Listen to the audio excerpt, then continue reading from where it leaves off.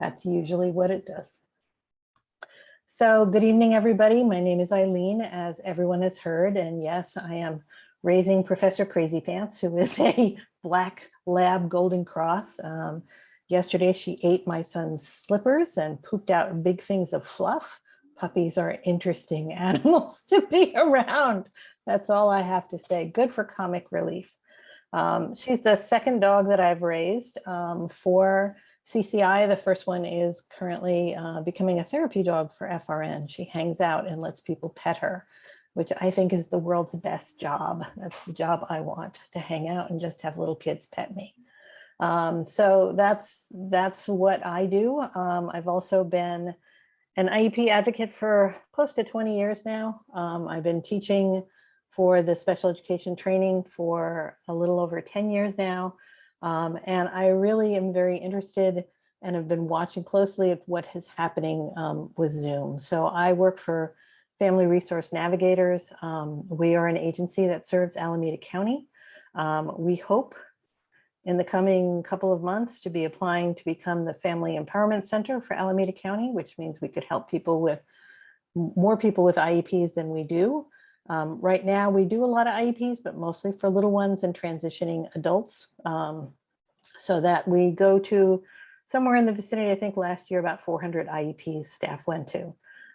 We have people who who speak over 14 languages, and we do a lot of community training and community celebrations. And hopefully, after COVID is over, we can see everybody at a lot of those.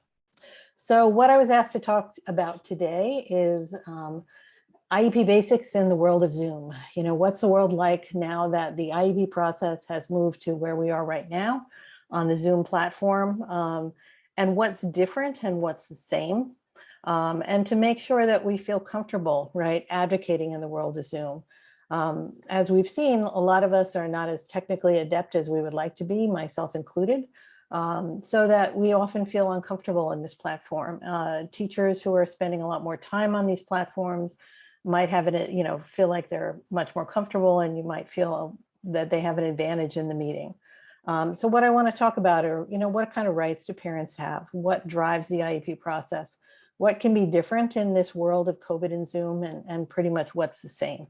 And how do you then advocate for your rights as we think about this? So what I will do is I will stop at various places and say, hey, any questions, right? Which is good for me. If that is not good for you and you have something burning you have to talk to me about, put something in the chat and I'll try to answer it when I can. And we're going to try to save some time at the end to talk about some of the things that are concerning you. So I'm starting with the elephant in the room, right? Which is COVID. COVID and shelter in place have brought a lot of changes to the IEP process. We have seen for large parts of last year, districts refusing to evaluate kids. From about June of last year through most of the summer, we had districts who were beyond the summer break that they usually take an evaluation, refusing to accept new students into the process. We have had districts saying that they can't appropriately evaluate kids unless they can be in the same room with them. We have had children who are having trouble being in school with masks. We are having children whose parents are afraid of them being in school when people don't have masks. So we have all kinds of things going on. But the process, the IEP process, the special education process, it really hasn't changed. There hasn't been any law that's changed it. There hasn't been any change to the regulations. There has been clarifications of those. There have been looking at the implications of how doing things remotely changes the way the process, but not what people's rights are and not the way things should happen. So that's one of the things I want to keep reminding people of, because I think parents are often too accepting when people say, oh, we can't do that, right? That's a very famous school district line. And usually if I had you all in a room, I would say, okay, raise your hand if the school district has ever said to you, no, we don't do that, or no, we can't do that. It's something that happens a lot. What I'm hearing and what our staff are hearing is that this is happening even more in the world of Zoom. And what I want to tell you is it's the same answer as it was before. The question is why, right? Is there a law against it? Is there a regulation against it? If not, then why aren't we doing it? And so we're going to try to take that same process, that same idea of thinking about things in a way that empowers us in thinking about things in the world of Zoom. So some of the things that have come with COVID and shelter in place have been learning loss. And a lot of people are very concerned about learning loss for their students. So over the last year or 18 months, depending on whether or not you have decided to put your child back in in-person learning, we have had a lot of children who have fallen farther behind. And a lot of people are concerned about how the IEP process should be addressing that. And what I'm going to talk to you about is that this is something that should be explicitly being raised in the assessment process. And that's something that is, again, a parent concern and a parent right all along. It's no different. But now I want you to start thinking about distance learning and where your child had learning loss, right? This is something the school districts have actually been given extra funds for. I'm going to repeat that. School districts have been given extra funds to deal with learning loss, right? So you should be bringing this up in your IEP meeting if this is something you're concerned about for your child. They've also been given extra funds for pre-due process mediation for ways of what we call alternative dispute resolution, bringing together the parents and the families. So there's more emphasis on coming to an agreement without going to hearing, because districts and the state are really worried about a tsunami of hearings that are going to be filed, of due process hearings that are going to be filed as a result of COVID. So you've got some negotiating power on your side due to this concern about learning loss, due to this emphasis on alternative dispute. And what I'm going to tell you to do is use it, right? If you have additional concerns, don't keep them to yourself. Don't hold them past this year. Bring them up in the IEP, because the money and the emphasis is there now, right? The next thing I wanted to talk just a little about that's very specific to this time period is the idea of independent study. And a lot of people, the CDE, the California Department of Education, had let the districts know that for people who did not want to be in-person learning, that independent study was an option, right? And at the same time, what we've been hearing is a lot of parents are coming back and telling us that their district is telling them that independent study is not an option for kids with disabilities, that's students with disabilities, just in case you don't know that acronym. And what the California Department of Education is very clearly saying is it is a possibility for kids as long as it meets their needs, right? And so they must have an individualized education program in that independent study, but there is no reason that a child cannot be an independent study, because for some children that works really well, not for all. So if your district is saying independent study or a home-based program is not an option for you, that's not necessarily correct, right? And we want to make sure that you ask those questions about why not. The other thing that we've heard from parents is that some districts are telling parents that if their children want to enroll in independent study, they must not have an IEP. They must say that they're going to lose their rights to an IEP and services and supports. And again, that's not correct. So these quotes are directly from the California Department of Education, right? Which is explicitly saying neither of those things are true. If independent study, if working from home is what works for your child, you have the right to that. You have the right to accommodations and modifications, which we'll talk a little bit about later.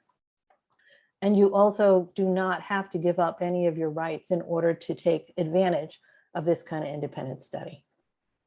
And then the last thing that I wanted to talk about, which is the Zoom platform itself, is some of the things that happen in the Zoom platform and a couple of strategies. We'll talk about them, more about them as we go forward, but I just wanted to put things out there to start with. I have heard a lot of concerns about the use of the Zoom platform. Just our whole thing about trying to figure out how to do a co-host, right? This is the kind of stuff that happens, right? I have had parents tell me that, you know, there's two versions or ways you can set up Zoom. One is a conversation, right? And the other is a lecture. And the webinar part is the lecture. I have had parents tell me that they've come in and they've been put in webinar, right? So they don't have the right to talk. They can't access the chat except to, you know, the organizer, and that they were not able to unmute themselves, right? So coming to the meeting muted, not having the ability to unmute when you need to, all of that is not kosher, right? District personnel have also had a lot of problems about being taped, videotaped. And the way the law is written in California, we can audio tape people, but we cannot videotape people. And so we'll have a lot of teachers, if you say, look, you know, you have to give a notification of 24 hours, 1 business day if you want to tape. And we'll have teachers who'll say, look, I don't want to tape. I am just not interested. And I'm not going to go forward with the meeting if we're going to tape, because they don't want videotape. And they can object to videotape. But this little thing here, right? I can turn on record, put it down here, and audio tape the whole thing, right? And there are a million 99-cent apps that are available for your phone that will allow you to audio tape it and tape the meeting. Once you've told the district that, hey, look, I know I can tape and I will audio tape and I'll do it on my phone, you can be pretty sure the district will be taping the meeting, and then you'll be able to get a copy of it, right? Because anything they tape, you're able to get copies of. And then kind of the final thing that I've been hearing that's just kind of Zoom specific, we'll talk about this later, is this idea of people not getting documents, right? Is we have had people who have had concerns because when they are getting to the meeting, you know, this has been something that a lot of districts had a habit of in the past, which is they gave people the documents as they walk in the room, right? And it's always really hard if you're getting an evaluation for your child, you're getting a report on your child, or you're getting a behavioral observation of your child, to get that in the moment and to be able then to react, right? So one of the things that we're going to really say is very important is to make sure that the documents get to you before the meeting, because trying to read the documents on the screen at the same time that you are sitting there trying to participate in the meeting, you know, I might just be getting too old, but I can't do it, right? I just can't do it. So it's really important in this world of Zoom to make sure that you get the documentations you need, that you, if you want to tape it, which generally is something that I tell people to do pro forma, tape every meeting, right? Just make a habit of it. It keeps people on good behavior. It keeps people from trying things that are borderline illegal, right? That they shouldn't be doing. And it also tends to keep people much more polite, professional, and goal-oriented. So I generally say, always tape your meetings. And if you always tape, it's never a big deal. And then make sure before the meeting starts that you have the rules of the game agreed to. So if they're saying, look, we're going to have this Zoom meeting, right? Say that's great. So we're all going to come in as the same, right? I'm going to be unmuted. I'm going to be able to access the chat. I just want to make sure that whatever you're using, I have equal rights to everybody else. These are just some basics to make sure that the playing field is level, right? So that the district isn't able to put you in a position where you don't feel like you can get your voice heard. So this is a good place for me to stop before I start talking about some of the other things. Are there things that people want to add of their concerns for COVID or for this time, or their concerns for Zoom that we want to address? I'm just going to check the chat. I'm not seeing anything. I'm not seeing anybody's hand up. So if you have something you want to ask about, please put it in the chat. If you have a burning question, you're welcome to raise your hand, and I will do my best to make sure that I unmute you. Okay. So if everybody is okay with what we've talked about so far, then I'm ready to move on to the next section. And that is okay, all these things are true. They're all different, right? There are new concerns. There's a new modality. There's things you have to think about going into the meeting that you maybe didn't think about as much before, but the law has not changed, right? And that's really, really important because I'm seeing a lot of people who are being pushed by the idea that somehow things are dramatically changed. Your rights as a parent have not changed. Your child's rights have not changed. The process has not changed, right? And the biggest thing that you should remember is that in California, and I teach a lot of this stuff nationally, people are always really jealous of us in California for one reason. We have the ability to keep an IEP in place if we don't sign it, a new one, right? So if the district is proposing something to you, they say, oh, we want to make this change. Let's say, oh, we think your child has grown out of their speech delay and we don't think they need speech anymore. So we're going to exit them from speech. You don't have to sign that. That's a really important thing to know. Most people feel once the district has said that, the game is over, right? And honestly, the game is just beginning. So until you have signed a new IEP, the old IEP is in effect. All of the services and supports that are in that IEP are enforceable, right? And we can talk about how to enforce those, but it's really important for you to get that idea that the district is not holding, right? Particularly if you have an IEP you like, you're in great shape. There was a one period for when my son was from middle school to high school, I didn't sign a single IEP. I think I drove them insane, right? Because I was happy, I got what I needed. And I didn't agree. They wanted to exit him from OT at the time. I wouldn't agree to that. So I agreed for a change in the goals, but that's it. I agreed to nothing else. And that's the other thing that people are jealous of California. We have a partial sign. You can agree to what you want and you don't have to agree to anything else. So if they put a document up in front of you and they say, here's what we're going to propose to them. We're going to change their classroom and we're going to do this and we're going to do that. You don't have to agree. And if you don't agree, the district either has to A, bring you to hearing and win, or B, follow the current IEP that is in effect. So you have a lot of power in the IEP process, particularly if you have an IEP that you're relatively happy with, particularly, right, if you are in the situation where things are working for your child, you don't have to agree to changes unless you want to and you think they're right for your child. So it's really important to know that you have the power. A lot of people don't think they do.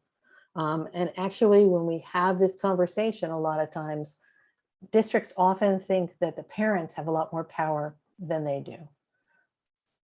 And I see your hand is raised. I can't say it. Punjav. Pankaj. Pankaj, thank you. Thank you. Pankaj, thank you. I got it now. Pankaj, what's the question? Yeah, my name is Pankaj. And I have this question about the IEP. So now the school has started in person. Yep. It was told to us it would be a 3-hour class. Yep. And that was the IEP. And now they came back and said, oh, we're going to change it to 2 hours a day. And we keep on getting these emails and then letters to with the updated or amended IEP. So are you saying that we have a right not to sign that IEP, the amended IEP? Yeah, you have a right not to sign the amended IEP. I would have to look to see whether it's a really good question, Pankaj, because I would have to look at the code to see whether they have to match. Usually what an IEP has to match is the number of hours a typical child has in the classroom. So if they're moving the hours of a typical child down, they probably can move yours down. But if they are only moving kids with special needs, my guess is I wouldn't sign, right? So Okay. I don't know the specifics of the situation. So if they're saying to all kindergartners, for example, Well, we were hoping to have a 3-hour kindergarten, but we only have the staffing to have a 2-hour kindergarten. So everybody's going to have a 2-hour kindergarten, kids in general ed, kids with IEPs, right? And generally that's what you're looking for. You're looking for an IEP to have the same number of hours, right, as the kids in general ed. Now, if it's different, then I would be probably fighting back. But if it's the same, right, and I would probably be asking for in the IEP that my child have the same number of hours that a child in general ed has, right? Which is Right, what, right. I think they across the board they probably reduce it. I think it's the PUSD, the district in which my son goes to, that's for the preschoolers, but for right. the kindergartners it's a full school. Mhm. For preschoolers they reduced it. I mean, it was summer school was longer period of time. When the school started now in fall, they reduced it. So I asked the principal, and I'm not getting a response or any follow-ups whatsoever. In turn, I Right, got the amended IEP. but I wouldn't sign it, right? I would Yeah, say at this point, I don't have any answers to my questions, right? And right. therefore I'm not willing to sign it, because parents have two very important rights, right? The first right is informed consent, the right to informed consent. So one of the words, one of the phrases you can use if they're pushing you and they're asking you to do something and you're not really sure whether it's the right thing, or they're not explaining things to you, or they're not answering you, you can say, I am not having informed consent here, I can't sign, period, right? Got And it. then Okay. the other is meaningful parental participation in the IEP process. And that's really hard for me to say, but it's a really important right. And meaningful parental participation means that that's what you fight things like if they put you in on mute, or they don't let you say things, or you feel like they're not being heard in an IEP process. That's the phrase you use then. So is informed consent is, I don't have enough information to do this, right? And meaningful parental participation is, my voice is not being heard. Thank you. Okay. I'll remember those two phrases. Yeah, they're great phrases. I do a longer training that Priya has gone to that I use these in. This is more of a basic one, right, with the thinking about Zoom, but those are very, very important rights for families. So one of the answers to your question, though, is this idea of, if they're proposing a shorter school day for your child, does it meet the legal requirement of what an IEP is supposed to do? So what an IEP is supposed to do is provide what is called a free and appropriate public education, what we call FAPE, right, in least restrictive environment. And FAPE is a really important concept. And FAPE is basically, and we're going to talk a little bit more about this as we go along. FAPE is basically, you've set up a set of goals for your child in the IEP. Is the district creating a program that gives you a reasonable chance of meeting those goals? That's what FAPE is, right? Is what they're giving them, is the goal they've set out combined with the program that they give them, does this give this child a reasonable chance of getting there? And if the answer is no, then you reject the program as not FAPE. So if they came in and they said, look, we want to reduce your child who has special needs to a 2-hour day, even if everybody else is being reduced to a 2-hour day, if I don't think it's FAPE for my child, I'm rejecting it, right? And I'm going to say that. I'm going to say, I don't think that this is FAPE for my child. I don't think it is appropriate, because I don't think, I have this list of 15 goals, right, that you said you were going to be doing in preschool.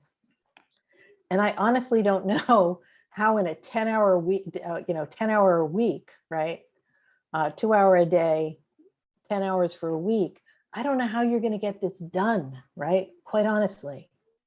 So I would like you to try to explain that to me. And again, because I need informed consent and I can't understand how this would happen, right? So this idea, if you have one thing you learn from today, learn this concept of FAPE, because that's what you're arguing against. You're not arguing, I want more speech. You're not arguing, my child needs a different classroom. You're not arguing, my neighbor gets this. You're arguing, Is the program they are giving your child one in which they have a reasonable chance of getting to their goals? That's the entitlement under IDEA and under special education. Does everybody understand that? They know that concept already? I know you guys are experienced parents, so this might be old hat to you.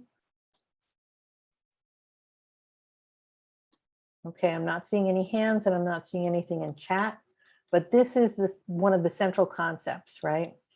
And you'll notice it's in least restrictive environment. So FAPE and LRE, that's what the law promises. That's what you're looking for your child. So this is really where you're going to hang your hat, where you're going to be talking to the district about what's right and appropriate to your child. And the thing that I want to add to this is that there was a Supreme Court case in 2017 called the Andrew F. case. And this case was arguing whether or not FAPE was, could be really small, tiny benefits. And Andrew F. was a young man who had autism, and he was making little to no progress in his program year after year. And in fact, his school district was giving him the same exact goals year after year. So if you don't know that, if you see the same goals from year 1 to year 2, that's a big red flag. You should be saying, uh-oh, right? Because the question is, if you're trying to do the same thing as you did last year, what are you doing this year to have it different, right? To make it more successful. Because if you're doing exactly the same thing, why wouldn't you expect exactly the same outcome, right? And so it's real important to know that in this particular case, the family decided to move him to a private school, and suddenly he made like massively quick progress. And so they sued the district to pay for the private school. And in this case, the Supreme Court found for the family, and they said that it has to be reasonably calculated to have the child make progress, but that progress should be appropriate in light of the child's circumstances. And it really stressed that, except if there's other strong information that says this is not possible, those goals should be the same as their same age peers, right? So a lot of us, what happens to our kids is when we talk about goals, the goals are pushed down, right? And so they'll say, oh, well, they have a learning disability. They can't do the same thing as a 4th or 5th grader because they're a 6th grade, you know, they're a 4th or 5th grader now, but we're going to make those goals a 2nd or 3rd grader goal. And what basically the Supreme Court case was saying is that's not necessarily what we expected. That's not the intent of the law. The law is these are supposed to be not minimal goals, but goals that the child can reach given a reasonable amount of service, right? And what the districts often do is they make the goals really low, and so they make the service really low. And then they can get around giving kids more services, right? Because their goals are really low. So it's important to know that this concept of FAPE is not linked to just minimal goals. It is the goals that you agree to in the IEP. Okay, so it's important for you guys to really kind of get into this idea of what are the basic rules, what drives the IEP process, what's the deep down and dirty of what happens in the IEP, what things are important. So where I always start is that assessments establish a child's need, and they must be as complete and accurate as possible. So those assessments and those evaluations are usually just painful to us parents, right? We don't like to read them. We don't like to look at them. We don't like to think about them, right? But they are the cornerstone of your child's IEP. And what I'm going to talk about today is being obsessive about those assessments, particularly now, right? Because we've had kids who were assessed over Zoom, and they may or may not be accurate assessments, right? And we want to make sure that when we're writing an IEP, that we're writing a year-long plan for a child, we're really thinking about an entire year, and that we're getting a good baseline so we know where they are. Once you have those assessments, right, and you've agreed to them, and you don't have to agree with assessments any more than you have to agree with anything else. The next step in the IEP process is to establish goals. And those goals are supposed to be reasonable expectations of what the child will get help with and how much the child is expected to progress, right? So if you have that child who is a 4th or a 5th grader and they are at 2nd or 3rd grade reading level, the district might say, well, we're gonna give them a goal of maybe beginning of 3rd grade. We're gonna expect them to move a half a year in a year. So the question always from your perspective is why? Would that child move faster if that child was given more help? Would that child move faster if that child was given a different intervention? Why would we just expect that what the child is doing without a lot of help is what the goal is for the IEP? And that's often what parents are given. So assessments are your baseline, right? Where are you and how do they look? And it's really going to have to reflect how you feel about this. Goals establish what reasonable expectations are for your child. And then finally, from that, we get this idea of placement, which needs to be FAPE. The offer of FAPE, of a free and appropriate public education, is the child's placement, which includes their supports and services that are necessary for the child to have a reasonable chance of achieving their goals. Priyanka, go ahead. Hi, so my question is, we had an IEP meeting a month or two back with an amendment, and we already signed it and it's going fine, but can we call for another amendment meeting because we don't agree on something which was signed? Yep. Okay. You can call for an IEP at any point in time, and they have 30 days to hold the IEP. There is no ifs, ands, or buts. Okay. Okay. Right? But it's been more than 30 days, right? So No, this is for this. anytime you call for an IEP, they have 30 days to have an IEP. Okay. Okay. Got it. Right? Got it. So what you have to say is you have to, but obviously none of us, I heard, and I want to honor and reflect on that. We want to have positive relationships with our school districts. We don't want to cause any stress where we don't need to, right? So Yeah. if we have an agenda, we want to say, we want to gather our data, right, for this and say, okay, this is what I'm concerned about. We signed this addendum, and I'm noticing that you thought that this level of service was going to lead to this level of achievement for my child. But I have a lot of concern that nothing is happening, right? So what I would like to do is I would like to say, let's take a concrete example. So say you have a relatively young child. Let's take a kindergartner or a preschooler, and they're not yet speaking in full sentences. And the goal is to start them speaking in full sentences. And the district is saying, well, they have words and they're putting together 2 words, but we really want 4-word sentences. And we're going to give you a half hour of group therapy once a week, and that's going to be enough to get there. And so I would have a check-in, right? And say, what I'm asking for is that we're going to meet in 60 days. And where do you expect my child to be in 60 days? And they'll look at you like you guys are looking at me right now, like, huh, that's an interesting question, right? But they should know, right? They're saying this intervention is going to work. What I'm saying is you don't have to wait till next year or when they call an amendment or when they want to talk about it. You can say, look, I'm not seeing any progress. They're still using 2 words. I don't know that your intervention, which is this half-hour speech a week, is going to be enough. So I'm asking for something different, right? And again, you're basing that on data because data are the strongest arguments. And so you want to know that you have that power to be able to have an IEP whenever you need it, right? Literally, you could call 1 a month if you really wanted to, and you were quite a pain. I do not recommend that, but legally you could do it, right?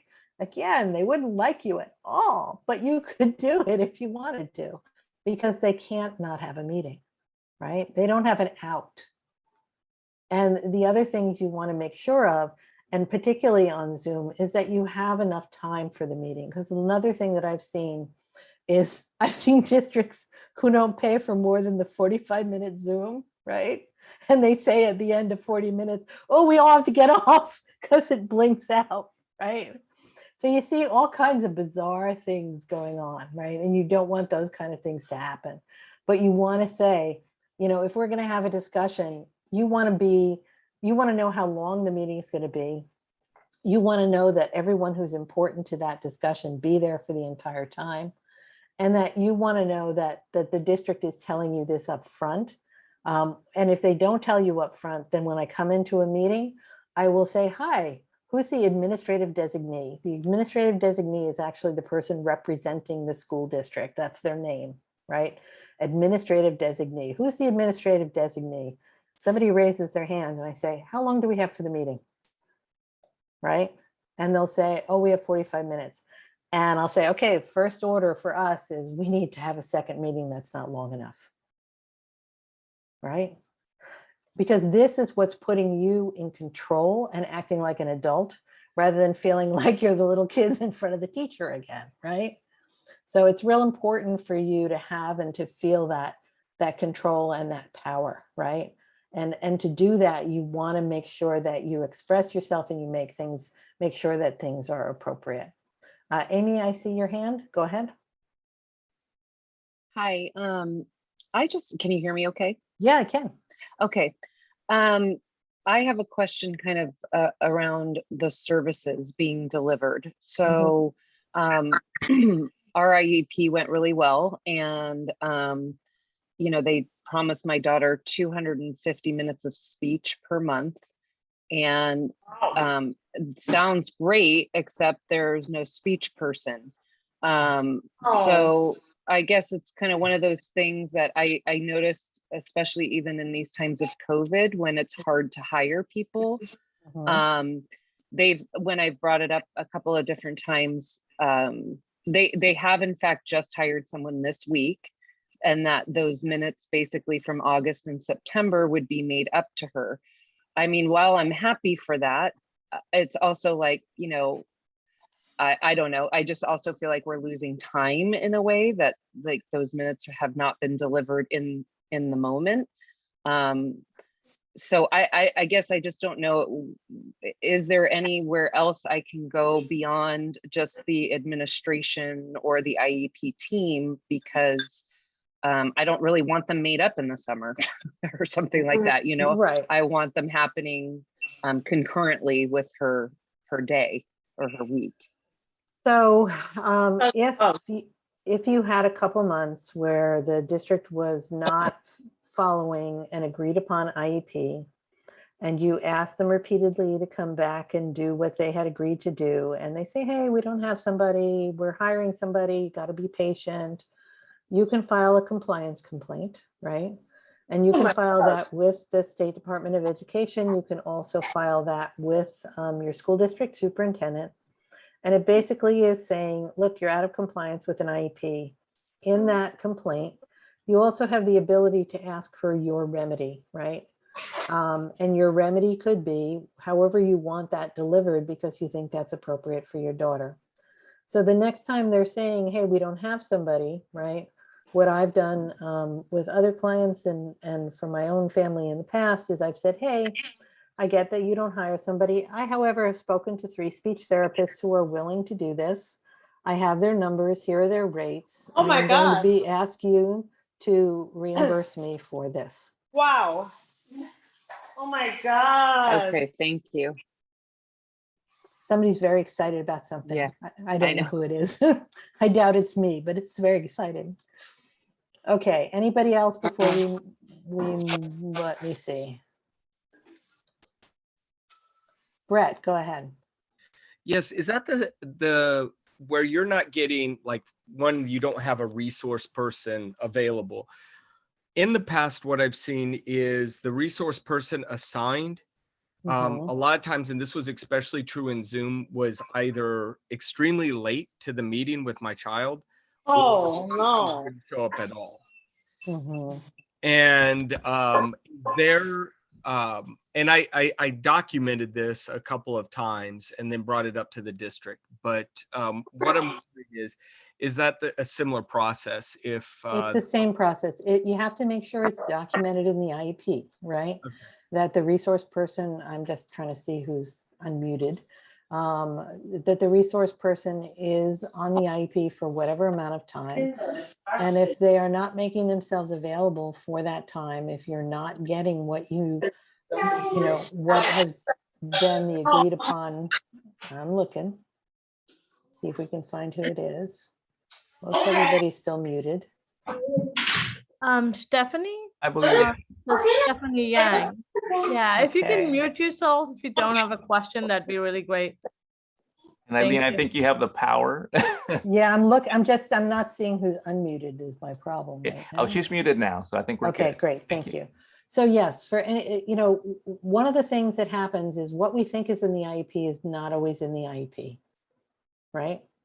We'll have a discussion and they'll say, oh, we're gonna have a resource specialist work with you and they'll work with your child daily and it'll be great, right? And you'll say, well, about how long will they be working with me? Oh, they'll probably spend up to an hour with your child. Well, you look in the IEP and it doesn't say that, right?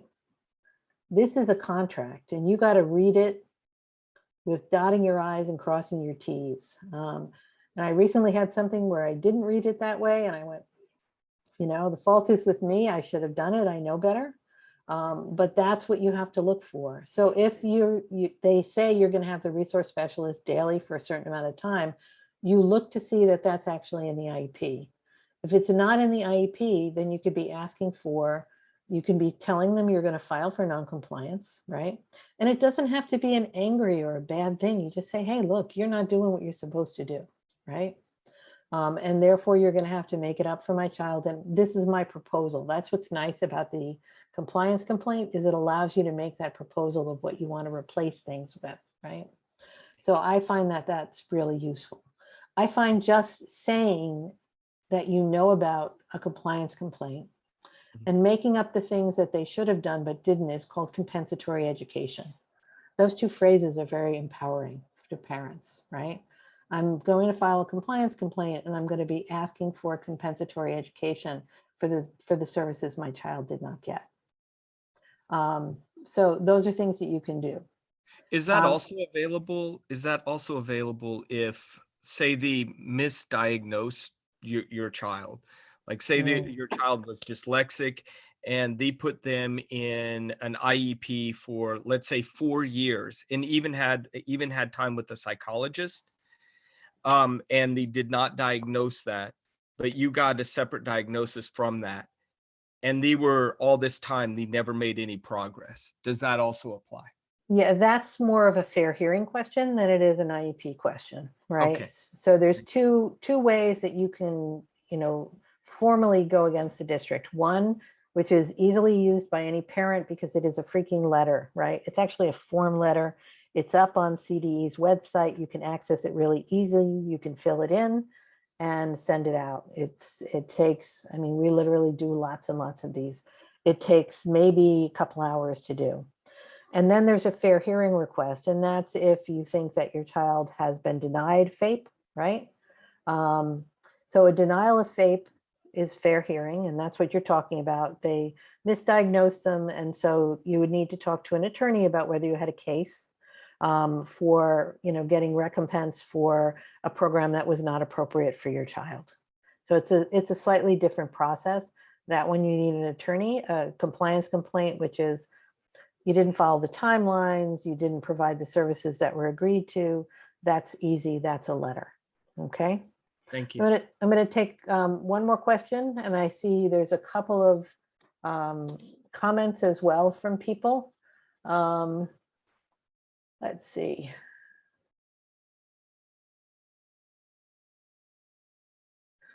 Okay, so there is a question about how the services are delivered. And again, how services are going to be delivered should be very well written out in your statement of placement, which is in our area. I haven't seen a Pleasanton IEP in about 1.5 years, so I'm not sure if it's still the same, but it's usually on a form called the offer of FAPE, right? And the offer of FAPE specifically goes through what the services are supposed to be.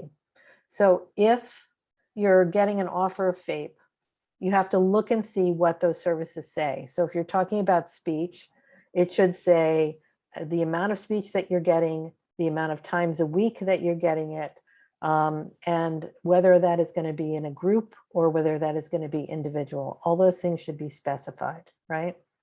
Now, once you have that, if you don't think that what they're delivering to your child works, that's when you return to the IEP process and you say, look, my child is not making the progress on the IEP goals that you said they would with this level of service.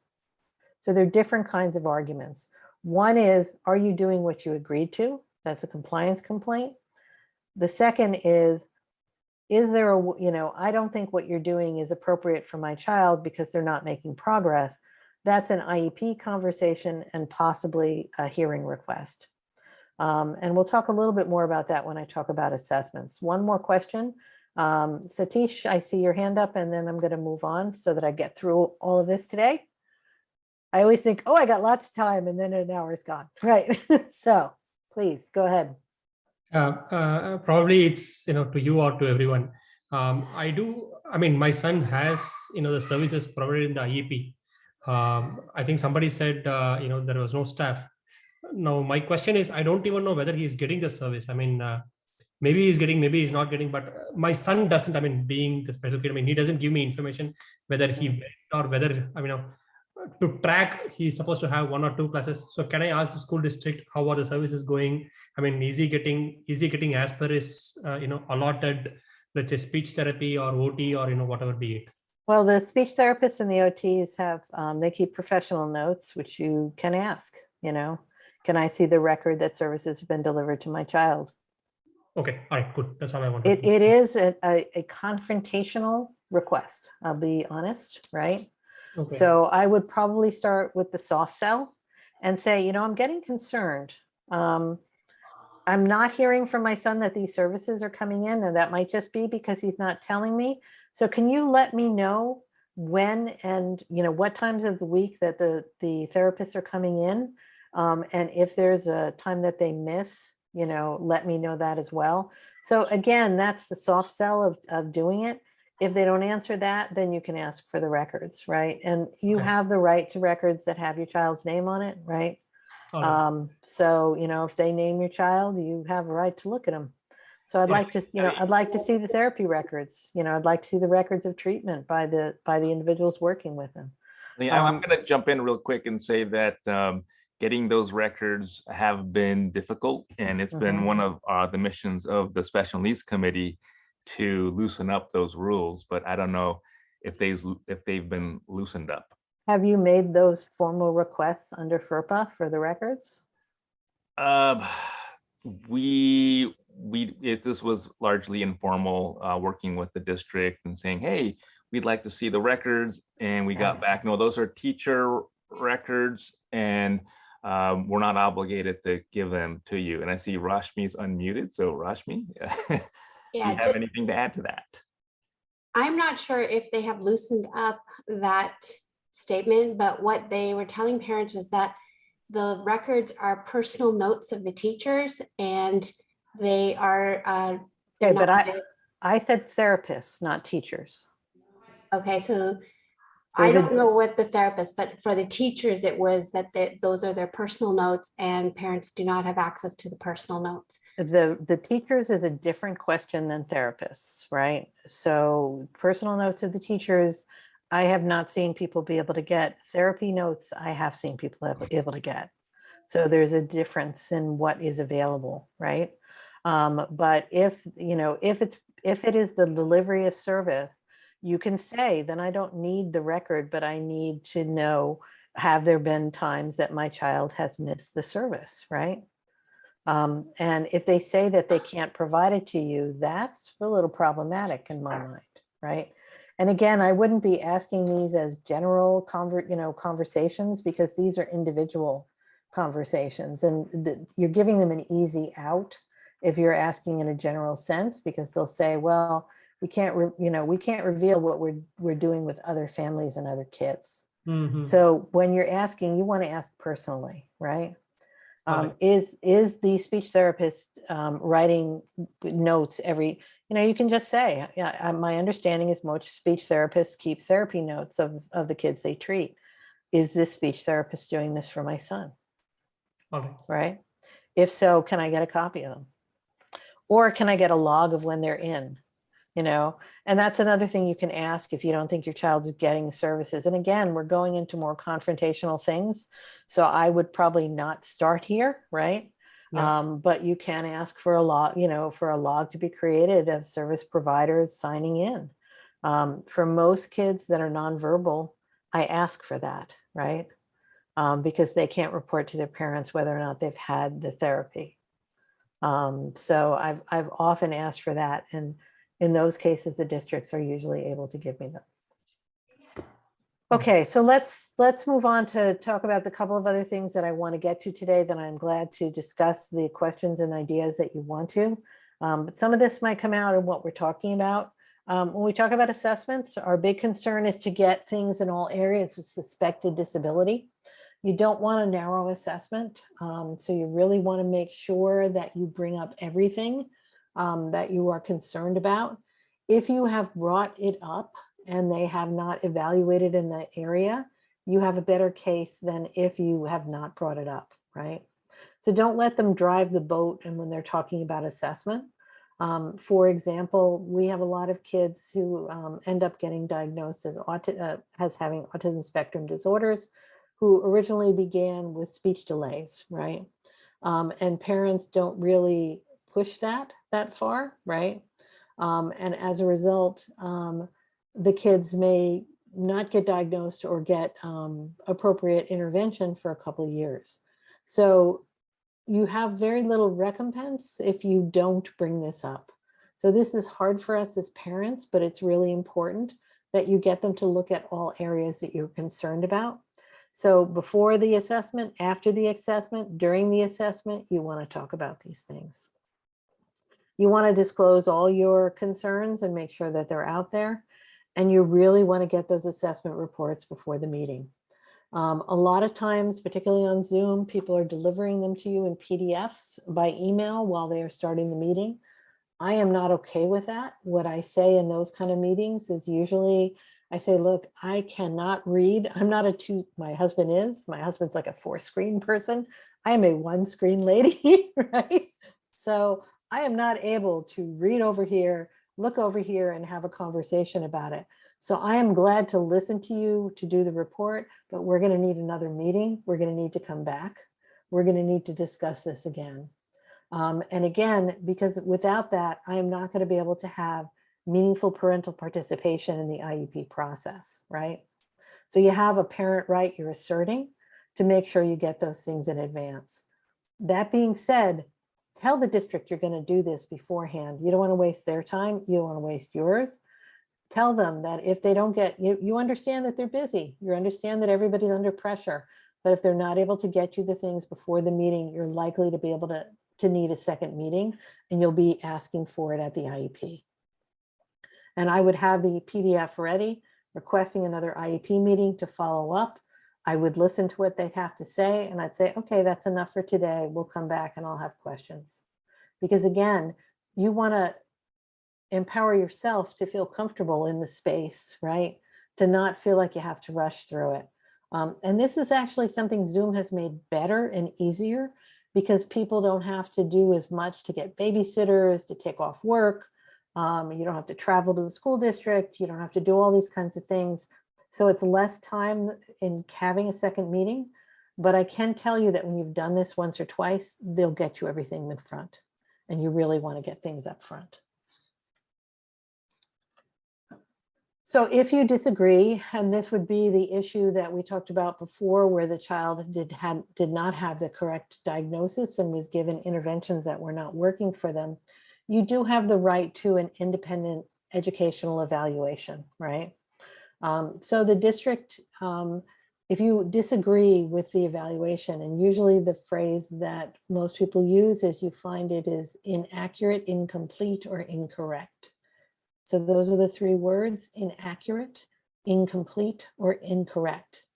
You have the right to a outside evaluation at district expense, right? Once you have sent them a letter saying I'm requesting an IEE, right? Now, it's important to understand that all the different parts of an evaluation are one assessment. So if you have an OT and you have a teacher's report and you have a PT and you have a speech and you have a behaviorist, those are all part of one report. Now they're going to try to get you to narrow down what part you want to object to. Most lawyers will tell you don't do that, right? Because they want to keep it open that you can get what you need. And then the district's choice, once you've given them this notice, is they only have two. They can fund an IE at public expense. They can give you rules, right? They can say, for example, you have to use traditional psychotherapists to do psychoeducational evaluations. They can talk about monetary, I think they can talk about monetary limits. I'm not positive about that one, so we won't do that one.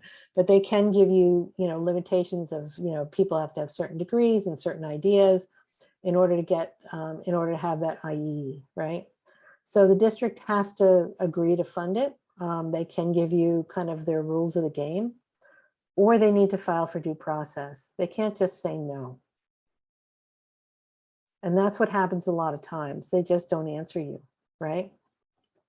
And so normally when the districts don't answer me, I follow with a call, right? And I might call my SELPA director and ask for some help with this. I would call my special ed director and say, hey, my team and I are in disagreement about what my child's needs are, what the assessment says, what my child, what is necessary for my child. So I want to go for an IE.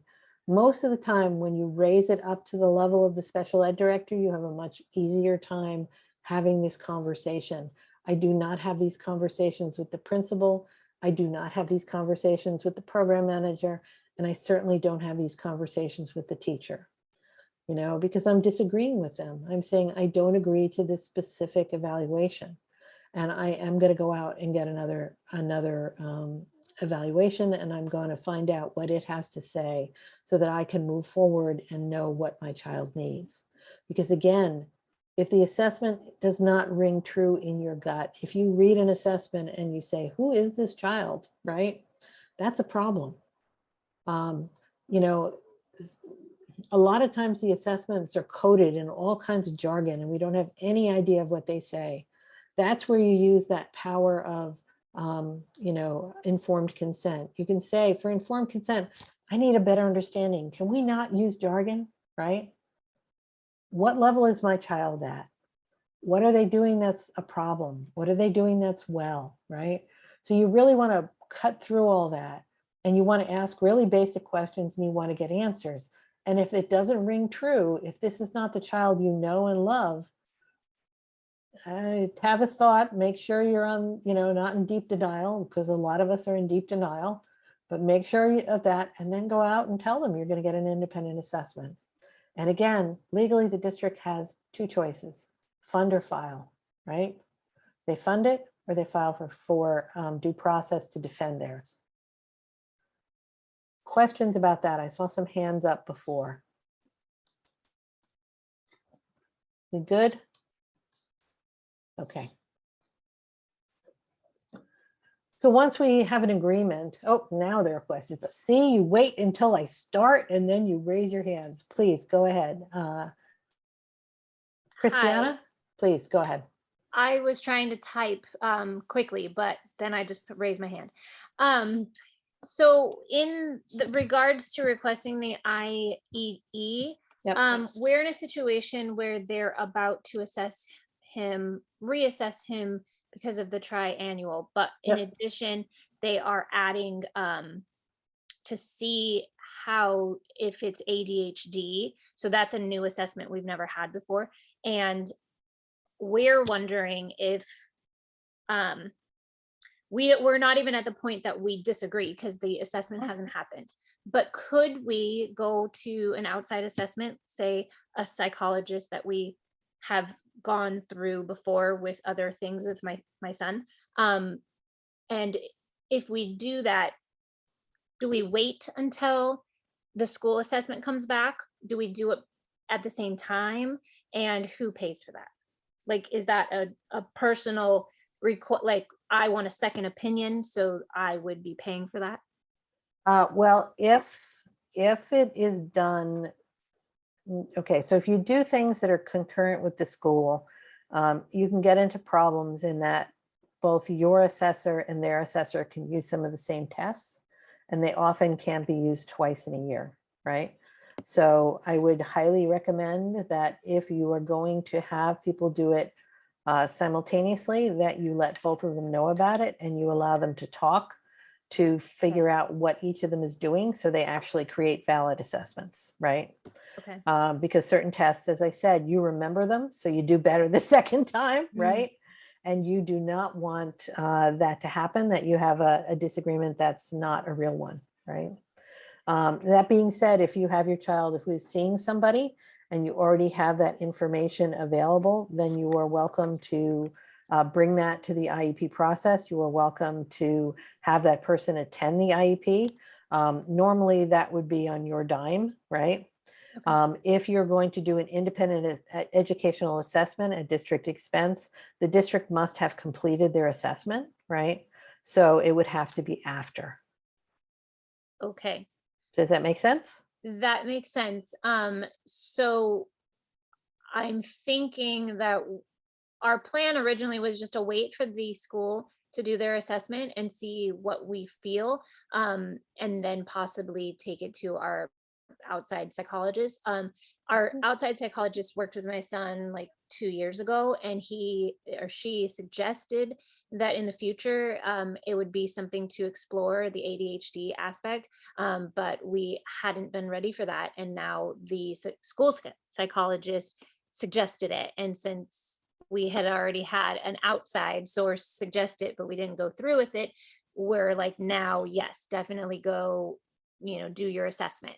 And so my husband is worried that the school's assessment won't happen until like November, December, because of the IEP, and that he wants to get it going because we are having a lot of problems with our son. So I wasn't sure if we should do it concurrently or wait until the school has done their assessment. Well, those are kind of the trade-offs. I can't decide the trade-offs for your family, right? Only you can do that. But, I can just kind of tell you what the repercussions are in the IEP process, right? So if you decide to do it before, you have to, as I said, you have to allow that conversation, because otherwise you might get different results because the child has been tested twice. But I think the question is, in my mind, what is going to be different with that diagnosis, right? The school, it's unusual that the school would pursue that as a field for a child, right? It's something usually we're trying to push for, as opposed to that they're volunteering to do. So I guess the question I would ask the district at this point would be, okay, you're thinking that you're going to do this testing and the triennial is December, and we're wondering what would be different if you got this diagnosis. How would you be doing things differently with my child? Because that's really your husband's question. Or are we burning time that we don't want to burn, right? And so if they would be doing something different, then I would be saying, is it possible we can try it before we finish the assessment informally to see if it works? Okay. Right. Eileen, Yes. going forward, I'd suggest let's finish with the talk and then hold off for the question and answer session, because I'm kind of worried in the time too. We will make it. Believe Thank you. me. I'm good at timing, Priya, but thank you. So it's real important for you to think about those assessments, to make sure that they feel right in your gut, right? To know that you have options if you don't agree, right? And honestly, if you're going to fight them formally, you're going to need a good outside assessment. If you're going to go to hearing, a fair hearing, that's the first thing the attorneys are going to ask you about. So once you've got that and you've got this baseline, then we're starting to talk about what the goals are for the child. And the goals are vital, right? So if you're going to spend a lot of time in the discussion, it should be about goals. Now, most of you don't even look at goals. You're like, yeah, that's fine, right? Yeah, that's fine. Yeah, okay, it's good. Goals are what determine what your child's services are, guys. right? So when the people come to me and say, oh, my child needs more service, right? First thing I look at is I look at the goals. And most of the time, the goals do not require more service than the child is currently getting. So you need to be really careful about the goals. If the goals are too low, your child's not going to get a lot of service. If the goals are too high, your child might not be able to reach them and, then have self-esteem issues and problems with that. So you really want to make sure the goals are appropriate. This is where your expertise matters, but documentation and data are more important, right? So it's really important to collect data on things and to make sure you know what you're talking about.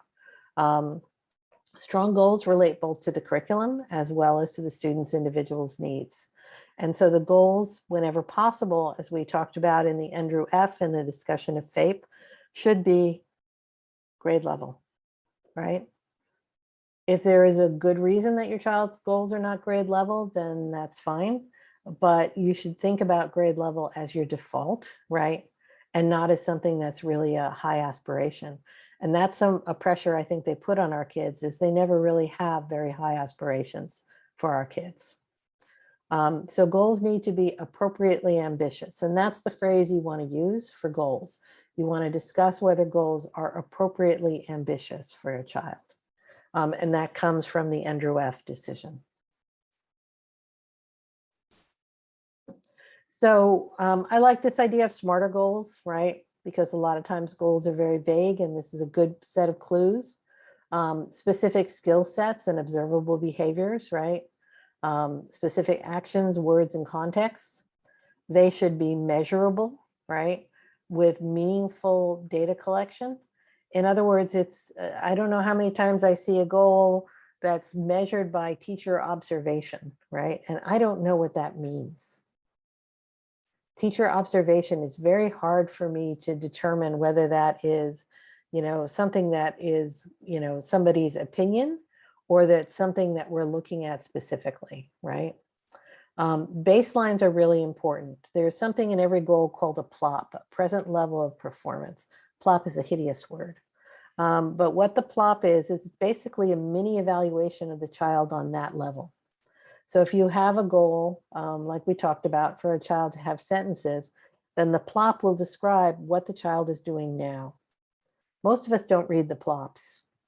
Those are evaluations.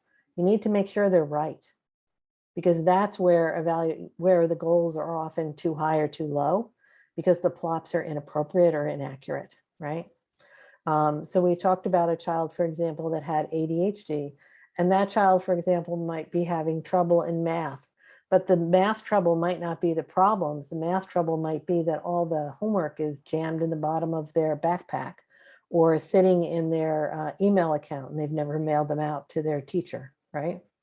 So you need to know what the issue is in order to address it appropriately. Goals should be obtainable within an IEP cycle, within a year, right? So you don't want goals that are going to be overly ambitious, but you also want goals that are reasonable. And if they're telling you that your child is going to progress slower, you want to ask those questions of, well, would more intervention or would a different intervention make a difference? That's real important. IDEA, the law that governs all this, asks for research-based methods. Schools hate that, but it's something I often ask about, right? What is the research-based or evidence-based methods you're going to use? Because a lot of times teachers will say, oh, this is on my judgment as a teacher. And I'll say, that's wonderful. And can you tell me what evidence-based methods you will be using, right? Because again, I want specifics, right? And I can't, if I'm saying the child didn't get to this goal and the only thing I had was the teacher is going to react on the basis of her 20 years of teaching, I have no idea what she tried.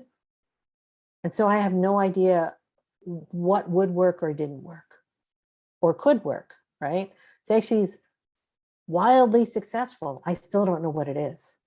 And therefore I don't know how to replicate it. So you really want things that are very specific and not, you want your interventions to be really as detailed as possible. Districts fight that. but it does make for a stronger IEP. You want to have teachable with cues and strategies that are explained in the goal. We want our kids to go to independence whenever possible, right? So we want to know what the strategies are that we're teaching them, that we're using with them. We want to evaluate the data. You know, we don't want to just leave something till the end of the year and say, hey, that didn't work, which is why it's important to check in, right? And you're supposed to get reports from your teachers at least as frequently as kids in general education. And you want to be able to have that check-in, right? And find out how your child is doing. And if things are not working, you want to be able to change it, right? And finally, they should be relevant to the general curriculum. If there's an alternative curriculum, a transitional curriculum, a vocational or an independent living, that's absolutely okay, but you want to know that. I have had probably the hardest experience I have, and I have this at least 4 or 5 times a year, is a parent who does not know that their child is not going to graduate from high school because they have never been told that the child is nowhere near meeting the requirements that the state of California lays out to graduate from high school. So you want to know that all along, right? You either want to try different interventions or figure out what's going on with your child or move forward as we're thinking about it, but you want to know. And those are things that you should know. So Sonali, I'm going to get through the next few slides and then we can get to your question because I'm going to honor what Priya asked me to do. So once we have the assessment, i.e. where is your child now? What are they doing? It resonates in my heart. I know that this is my child. I know that it's appropriate. Okay, I agree with your assessments. The next thing is, what are the goals? What are reasonable? What are ambitious? What should we be doing? On that basis, they give you the placement, right? And an appropriate placement is one that gives a child a reasonable chance of achieving their goals. So if you don't pay attention to goals, you're going to get a lousy placement, right? Period. So goals are like the linchpin of this whole thing. So placement includes all the offered supports and services, whether it be inclusion assistance, speech therapy, assisted technology, all that is part of placement. It's not just a classroom, it's all the services and support that the child needs to be successful in that setting, right? And all services should be specified as duration, type, and frequency. And that's real important. And services should be specified as whether the person is coming into the classroom or whether the child is being pulled out of the classroom. So supports and services, again, these are things that are necessary for your child to achieve their IEP goals. And they can't merely be beneficial, right? So you can't say, well, my child needs a one-on-one assistance in math because that is, you know, something that's helpful to them. That's not going to work. You really should point to a goal that says, look, my child does not attend when they're doing their long division, and I need somebody to help them to, you know, the interventions that we're talking about is scaffolding to help remind them, to redirect them to the task, maybe to bring them to a quiet place. For that, I need a one-on-one assistant during that class. There has to be a purpose and a need, and it has to be for that child to get to that goal.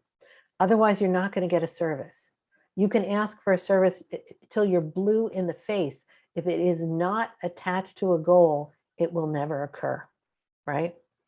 And for services to actually be received, they have to be listed on the IEP. They're not on the DIS page anymore, not in California, but they need to be listed explicitly as the services the child is getting. If they are not listed, then the district does not have to do them. So even if they say to you, oh, it's okay, we have 4 aides in that classroom, we don't need to put one-on-one assistance for your child during the long division, it's going to be fine. We'll have somebody there. If it's not in the IEP, they could have somebody there. They also could not, right? And so that's really important for you to remember. This is where you're really nailing down the specifics of how your child's services are going to be delivered and what they're going to be. Then we have accommodations and modifications. And this is particularly important for our older kids as we start talking about graduation. Accommodations are things that are adapted for a disability. So accommodations might be that you've been given things in large print rather than in a standard book. It could be that you are able to hand in your homework even when we're in person via email, because that works better for you. It could be things like extended time or preferential seating, use of a computer, books on tape, right? All those kinds of things are accommodations. They are not changing the difficulty of the underlying work. That's usually the definition. They are adapted, but not changing the underlying difficulty of the work.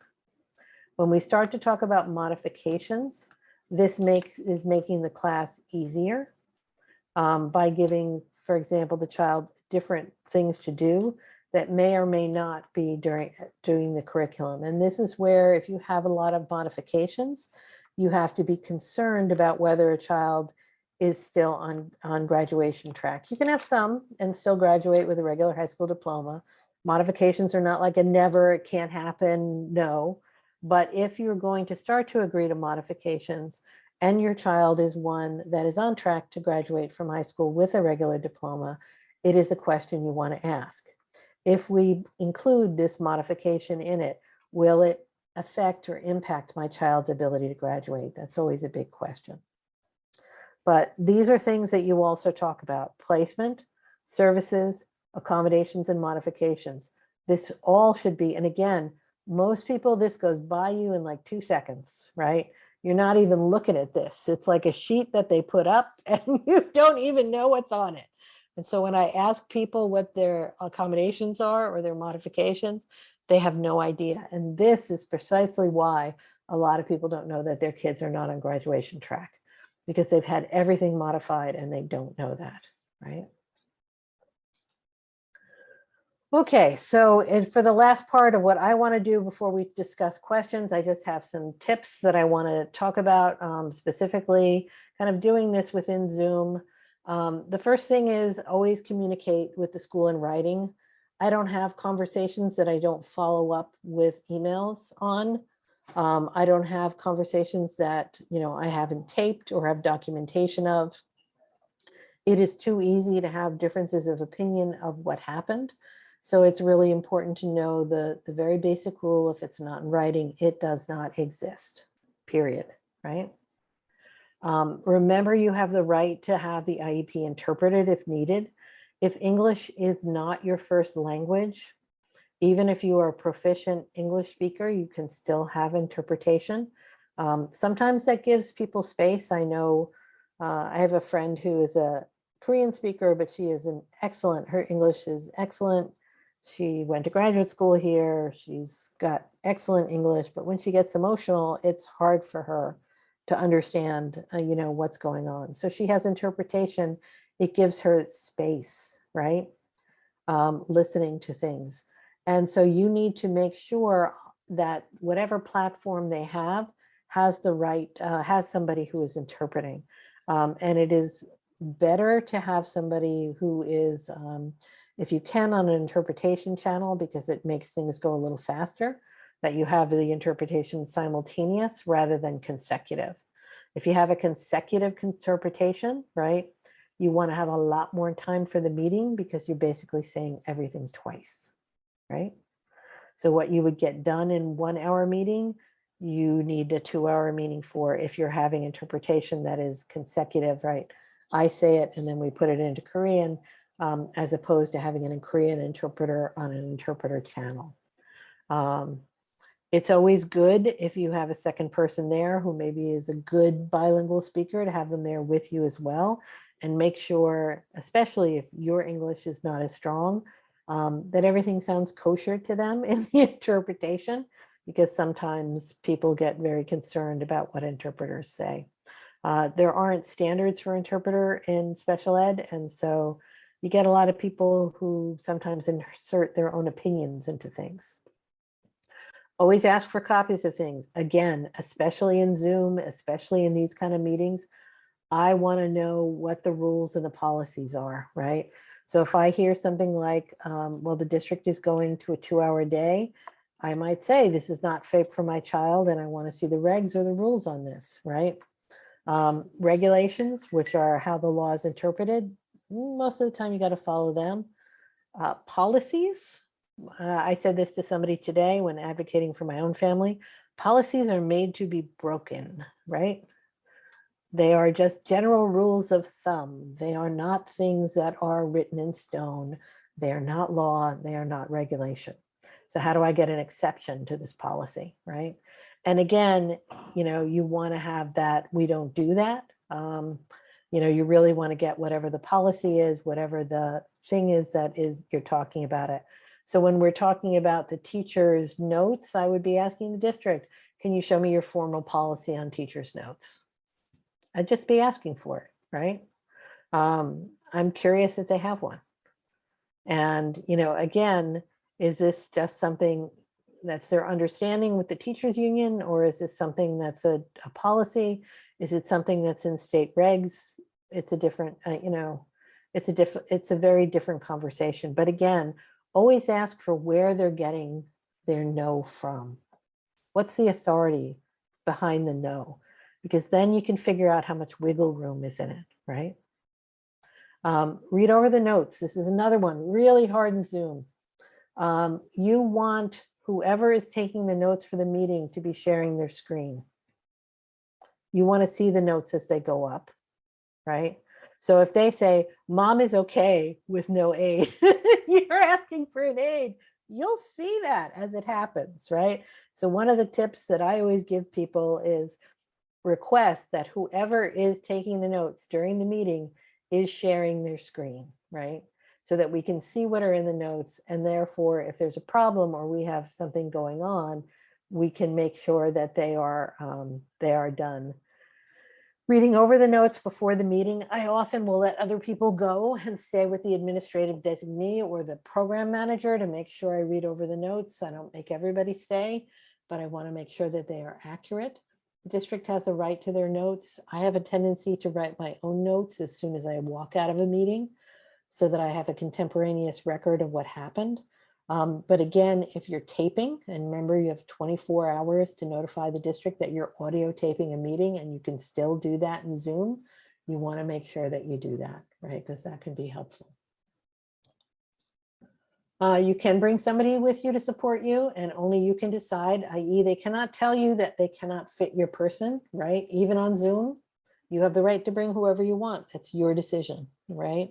So whoever you want to bring for support, that is your business. If you do decide to bring an attorney, the district wants 24-hour notice because then they will bring an attorney, but you do not have to notify them if you were bringing an advocate. I do hear that a lot when I show up at meetings and people say, oh, they didn't notify. I'm like, I am not an attorney, not an attorney, not an attorney, right? No.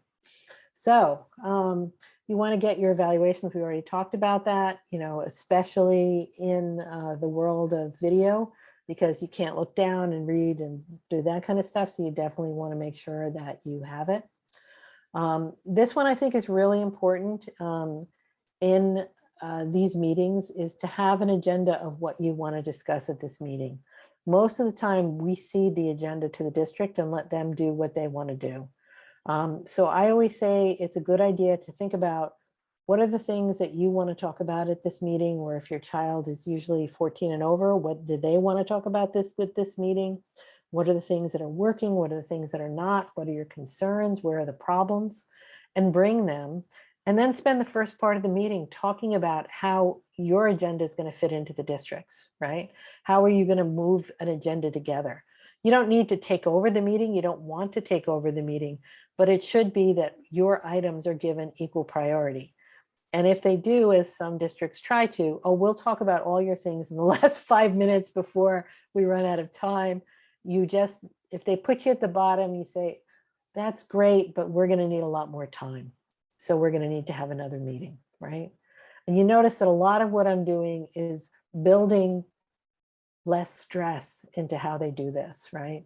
And not being bullied into an agreement or bullied into not talking about the things. We've already talked about the audio recording, so I won't go over that again. We've also discussed that the services and supports must appear on the IEP or you will not get them. I dropped the I there, but you just won't. You know, and they have to appear in a way that is enforceable. One of the districts in our county has a tendency to write, child can have an aid up to 99% of the day. And that's always one of my favorite examples. Up to 99% of the day includes the number 0. Yes? So that is not an enforceable service, right? So you don't want them to do something like that if they need it, or as needed. I hate as needed, right? As needed, what does that mean? What will indicate that? How will the child indicate that? How will you know, right? So you really want to get specifics on those kinds of things so that you know what you're doing. I always let the team know at the beginning of the meeting, we have no plan to consent to the new IEP today, but I will bring everything home and I will indicate my that I am, you know, agreeing to be here, but that I am not signing the IEP. And I would explicitly say that in case people get mixed up with the way that the signing is being offered to them. You really just don't want to agree until you've really read it. And as we talked about in the beginning, you can agree to part of an IEP. You can write things next to your name that needs to be resolved. You can say that I don't agree to the IEP. You can disagree with your child's category of eligibility. You can disagree with placement. You can disagree with services. You can disagree with anything you want, and you can bring them back to the table. Because again, this is supposed to be, as you said in the beginning, a partnership, a discussion, not one side telling you what they're going to do, right? So it's important to, you know, understand that you have a lot of power as a parent, right? And you have even more power when you understand where are the points where the power is given away. So if you agree to evaluations without looking at it, if you agree to goals without looking at it, you have now given away all your power. Parents fixate on placement. They fixate on services, and they've already agreed to evaluation and they've already agreed to goals. So the district is already winning. You need to make sure you're in the game from the beginning, right? And that means you need the documents, you need to look the things over, and you need to slow the process to one where you can have real input, right? Because that's how you're going to get a true partnership, right? As opposed to things being told to you and you having not a lot of choice. So the last thing I wanted to do is to make sure that people know who their area parent training and information centers are, which are DREDF, which I know their number by heart since I was there for 5 years, 510-644-2555, and PHP, which is, that's their 800 number or their 855 number. So those are the two ones that cover our basic area. So if you have questions, you are welcome. You can always shoot me an email. I tend to answer late at night, but I usually answer. You can also call one of your parent and training and information centers. We do IEPs right now. We're limited to specific groups. That's why we're hoping to get apply for and be awarded the Family Empowerment Center grant so that we can go to everybody's, because that's been really important to the families that we serve. So that's what I have to say. Now we're open to questions. And Priya, we got 23 minutes, so we're good. Yes, I made a mistake. You got it No, right. it's not a problem. No, it's just, you know, I've been teaching SEAT for 10 and a half years now. I know. So I like have the time. I know exactly where I am. I know how many Yeah, questions I can That's take. good. I know everything. So That was Sonali, fabulous. Yes. I see your Yeah. hand So up. if anybody had any questions, now is the time to ask. Now you can ask all you want. Sonali, go ahead. Okay, thank you. So I have a question for my son. He is in preschool, and we just did our very first IEP over the Zoom last year. And me and my husband both think he needs one-on-one speech. He is not able to speak full sentences. In the IEP, they don't agree for one-on-one speech. So they told us that the social setting will help him. And they have reduced also hours to like 2 hours, and we don't think he is making progress. So my question was like whom to request or escalate to get him one-on-one speech at the school. Okay, so you need to document that he's not making progress, right? That's the first thing. So there's a couple of strategies that you can use, and let me just kind of go through the ideas of what you can do, because a lot of this is, there's always a couple of choices, and part of this becomes what's your style of advocacy and what fits you, right? So one thing that you could do is you could go to the speech therapist and I say, as you said to me, and you're going to follow this up with a letter, I don't think he's making progress. You said that he should be able to do A, B, and C. We're not seeing it, right? And so I want to have another IEP meeting and discuss this and discuss what you think, you know, where he should be now, right? In other words, really ask him to put it on the line. So that's one choice, right? Once you've gotten kind of their expectations of where he should be going or what should be happening, then you can, you know, have that conversation with them about, you know, whether this is appropriate for him, whether this is FAPE for him. The second thing is they may be right. You know, kids do prefer to talk to other kids. I was in speech therapy for my obvious lisp for about 6 years, and I hated every freaking minute of it because it was just me, right?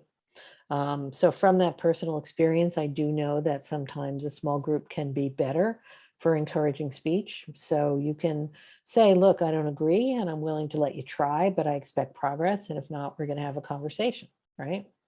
So that's one way of doing it. Another way of doing it is to get an outside assessment to say, I don't agree with you. Because when you're disagreeing with things, you're also disagreeing with the level of service that is needed for the child to reach the goals.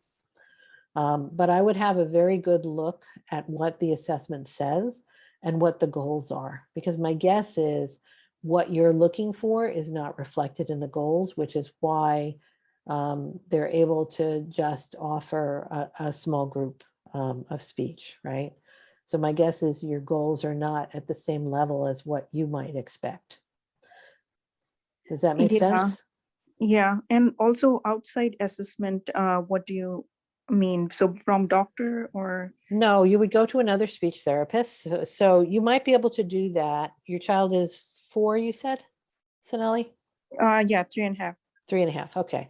So you would be able to get your insurance to do an evaluation on speech. Normally that's something that they'll do when a child is not speaking typically. The doc will tell you first that it is, you know, the school district's responsibility, but insurance also has a responsibility to evaluate speech and to give an idea of what is needed. You might be able to get speech from your insurance, depending on who they are and what your rules are and what it looks like, right?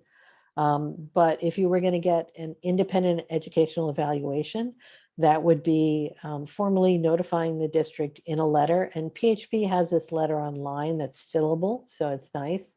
So if you look on their website, they have it online that basically says, I don't agree with your assessment of whatever date. I'm going to go out and get another assessment for my child, and I'm going to bring it back, and we're going to discuss it at the IEP meeting. Now, if your other assessment says, you know, that you were right and that this is not enough for the child and the goals are inappropriate, the district doesn't have to raise their hands and say, oh, yes, you're right, we're going to change everything, right? They have to listen and consider, but they don't have to follow what somebody says. But if you get a strong assessment and you get somebody else who is saying that your child can make progress, if they're given different modality of intervention, then the district tends to be more movable because they know that if you did in the end take them to hearing, it would be harder for them to win, right? Because somebody else told them, another expert told them that they shouldn't be doing what they're doing. So there's a lot of choices, right? And you can go through them any way you want. But normally I would strongly suggest starting with the speech therapist, but I wouldn't do that until I've looked at your goals, right? And looked at your assessments. Because my guess is in your kind of conversation, that's where the problem are. Your goals are depressed, right? Your goals Yeah. are much lower than you think. And Right. therefore, that's what you want somebody else to say. I don't think these goals are reasonable, right? Mhm. Does that make sense? Yeah, that makes sense. Sounds good. Yeah, thank you so much for the information. You- And also, could you point where can I get your email address? Oh, sure. I'll just put it in the, I will put it in the chat. Thank you. Not a problem.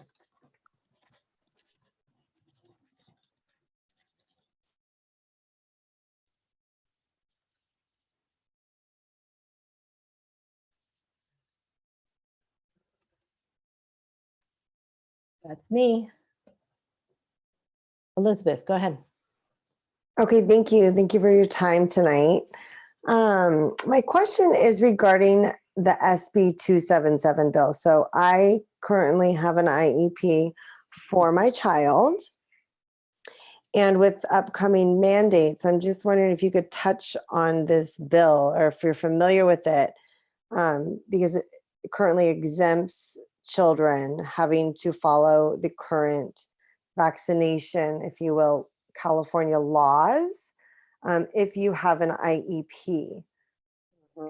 Am I incorrect or correct on that? I haven't looked at that particular bill yet. Okay. Is the honest answer. Okay. I do know kids can be exempted on medical issues, right? Correct. Which would include a variety of other things than kind of what a lot of other people would think of as pure medical. I'm sorry, I can see that I didn't put my thing to everyone.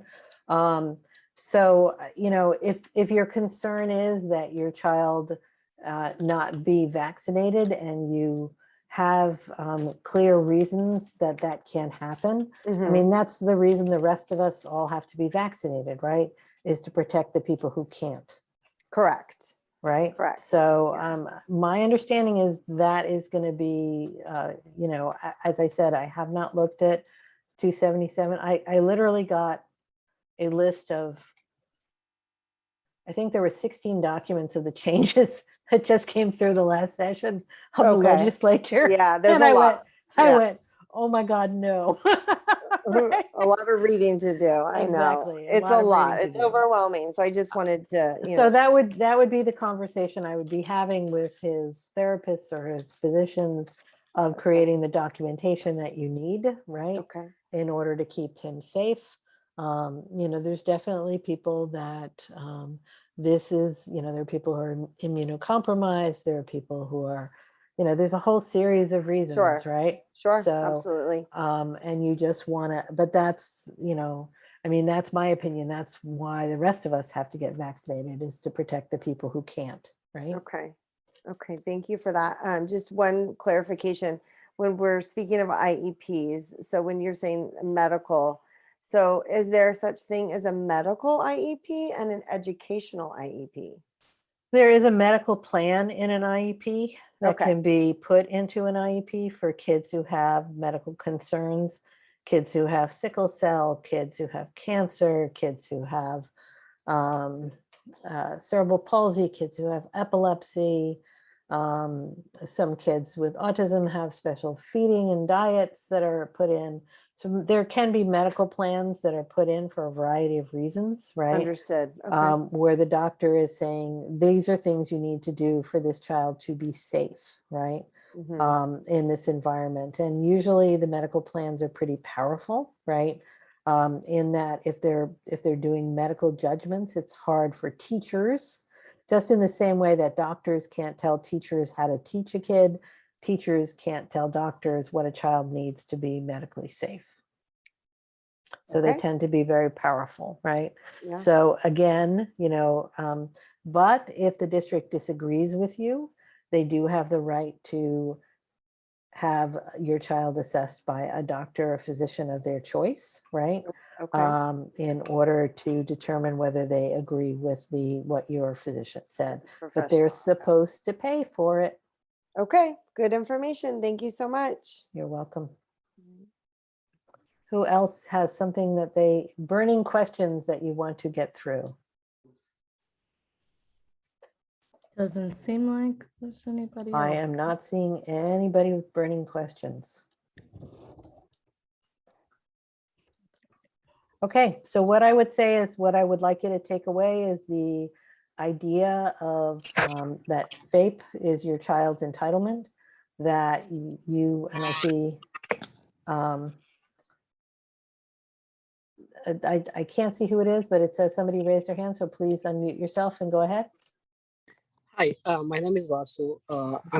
My question is, so recently my son had IEP meeting, and during the meeting, we asked for a one-on-one speech therapy, and they mentioned that in this district, they're short of staff, and they are not providing to one-on-one therapies to any student in the district or in the school. So it's all group based therapies. So that's all Okay. they. So if they said that to me, I would be having the biggest smile on my face, because I would be saying, so you've just said that my child requires individual therapy, but that you won't do it. That's what they said, and finally after fighting for 1 hour, they said like, okay, I'm gonna do three person group instead of 8 person. I mean 8 kid group. Well, and again, I think you're missing the point. The point is they admitted that this is what your child needs. Then I would be asking them to provide what my child needs and not what is convenient for them. I would say vendorize it. I said, you know, I understand you have a problem. Here are the names of 3 speech therapists in the area who are willing to serve my son. This is their fee. You can contract with one of them. Got it. Yeah. Yeah. Because they've admitted by that statement that your child requires it, but they're not willing to do it. Yeah, that makes sense. Thank you. Thank you very much. You're welcome. Anybody else with any questions? Okay, so let me just, the idea of FAPE, the idea of using, you know, that Zoom and COVID means that we do things differently, but the basic entitlements and your child's rights are all the same. So as you go into the IEP and you're thinking about things, pay attention to those goals, pay attention to those assessments. That's where the problems are, not in the placement, not in the services. Okay, because that's where most parents go wrong. That's where most of us go wrong. And if you pay attention to those things and you fight your fights there, you're much more likely to be successful in getting your child what they need, whether it be on Zoom or any other platform. Okay, so if we have no more questions, then we are done for the day. Thank you so much for having me. I really appreciate it. Thank you, Eileen. I'm sure all of us benefited from it. Just before we finish up, I just want to quickly remind you all that, you know, the Special Needs Committee is basically run by parents like you and me, and we're a group of